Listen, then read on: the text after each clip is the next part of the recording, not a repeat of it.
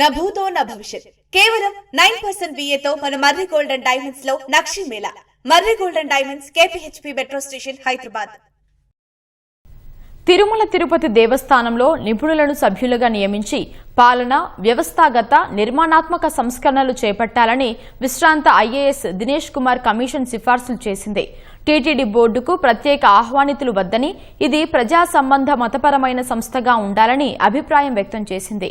కొనుగోళ్లు, నాణ్యత తనిఖీలు, ఫిర్యాదుల విభాగాలు ఉండాలని, టెండర్ వ్యవస్థను సంస్కరించాలని కీలక సూచనలు చేసింది. తిరుమల తిరుపతి దేవస్థానం బోర్డును సంస్కరించాలని విశ్రాంత IAS అధికారి దినేష్ కుమార్తో నియమించిన ఏకసభ్య కమిషన్ ప్రభుత్వానికి సిఫార్సులు చేసింది. టీటీడీ బోర్డుకు సలహాలు ఇచ్చేలా ప్రత్యేక ఆహ్వానితులుగా అనేక మందిని నియమిస్తున్నారని, ఇందుకోసం 2023లో చట్టాన్ని మార్పు చేశారని తెలిపింది. సవరించిన చట్టాన్ని రద్దు చేయాలని కమిషన్ సూచించింది. పాలనాపరమైన, నిర్మాణాత్మక, వ్యవస్థాగత సంస్కరణలు చేపట్టాలని అభిప్రాయం వ్యక్తం చేసింది. నెయ్యి కల్తీ వ్యవహారంపై సిట్ ఇచ్చిన నివేదికను అధ్యయనం చేసి అవసరమైన చర్యలను సిఫార్సు చేయాలంటూ రాష్ట్ర ప్రభుత్వం కమిషన్ను నియమించింది. ఈ మేరకు దినేష్ కుమార్ కమిషన్ పలు సిఫార్సుల్ని సూచించింది.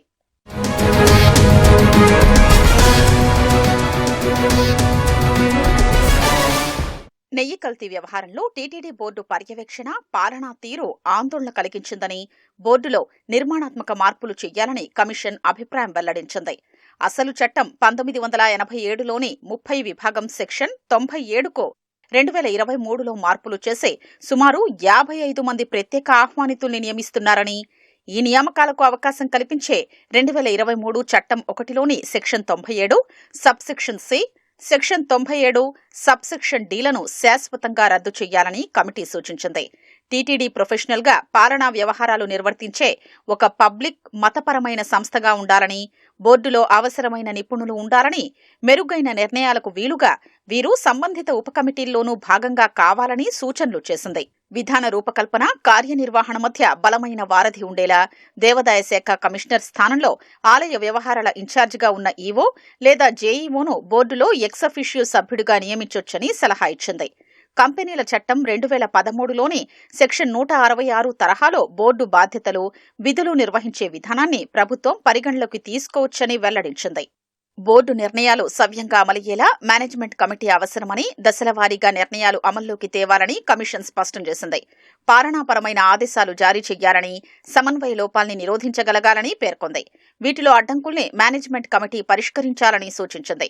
తాజా ఘటనల్లో విజిలెన్స్ విభాగం లోపం స్పష్టమైందని, మోసాలు, లోపాలు ఎక్కడున్నా గుర్తించేలా ఆ విభాగం ఉండాలని అభిప్రాయం వ్యక్తం చేసింది. ఈ నివేదికలోని అంశాల్ని పరిశీలించి సదరు విభాగం తమ విధుల్ని పునః సమీక్షించుకోవాలని, పర్యవేక్షణ మెరుగుపర్చుకునేలా సరైన యంత్రాంగాన్ని ఏర్పాటు చేసుకోవాలని కమిషన్ సూచనలు చేసింది. కొనుగోలు విభాగాన్ని బలోపేతం చేయడం సహా టీటీడీలో అన్ని ఆలయాలకు అవసరమైన కొనుగోళ్లు ఈ విభాగం బాధ్యతని కమిషన్ పేర్కొంది. ఇందుకు ఏడాదికి బడ్జెట్ 618 కోట్లుగా అంచనా వేసింది. అందువల్ల కొనుగోళ్లు, నిల్వలు, నాణ్యత, తనిఖీ, పర్యవేక్షణ స్థానాల్లోని అధికారులు, కమిటీ సభ్యుల పాత్రను, బాధ్యతల్ని నిర్దేశిస్తూ ప్రొక్యూర్మెంట్ మాన్యువల్ రూపొందించాలని, నైపుణ్యం, అనుభవం ఉన్న జనరల్ మేనేజర్కు ఈ విభాగం అప్పగించాలని సూచించింది. డైరీల సాంకేతిక అంచనాకు, ప్లాంట్ల తనిఖీలకు నిపుణుణ్ణి నియమించాలని, ప్రొక్యూర్మెంట్ విభాగం కొనుగోళ్ల కోసం ఈ పోర్టల్ను అభివృద్ధి చేయడంతో పాటు విక్రేతల ప్యానెల్ ఏర్పాటు చేయాలని అభిప్రాయం వ్యక్తం చేసింది. నిజమైన నెయ్యి ఉత్పత్తిదారులు పాల్గొనేలా టెండర్ నిబంధనలు కఠినంగా రూపొందించాలని, సాంకేతిక బిడ్ను అంతర్గత, బయటి నిపుణులతో కూడిన సాంకేతిక మదింపు కమిటీ అంచనా వెయ్యాలని స్పష్టం చేసింది. అర్హత సాధించిన ప్రతి డైరీని ప్లాంటు తనిఖీ కమిటీ క్షుణ్ణంగా తనిఖీ చేయాల్సి ఉందని, నెయ్యి నాణ్యతను తనిఖీ చేసే విభాగాల లోపాల్ని ప్రొక్యూర్మెంట్ విభాగానికి తెలియజేయడంతో పాటు సీనియర్ మేనేజ్మెంట్కు నివేదించాలని కమిషన్ పేర్కొంది. నెయ్యి కొనుగోలుకు L1 విధానం నుంచి నాణ్యత, ధర ఆధారిత ఎంపిక విధానానికి మారాలని, టెండర్ విధానంలో ఏకపక్షంగా ఉన్న క్లాజులు మార్చాలని కమిషన్ అభిప్రాయం వ్యక్తం చేసింది. డైరీ అక్రమాలకు పాల్పడినట్లు తేలితే వారిని 2 నుంచి 3 ఏళ్ల పాటు నిషేధించాలని కమిషన్ పేర్కొంది.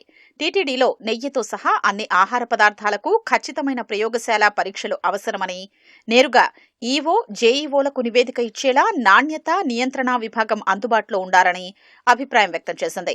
క్రమం తప్పకుండా ల్యాబ్లలో పరీక్షించాలని, నాణ్యత తనిఖీ కోసం నెయ్యి నమూనాలు సేకరించేందుకు ఒక కమిటీ ఉండాలని పేర్కొంది.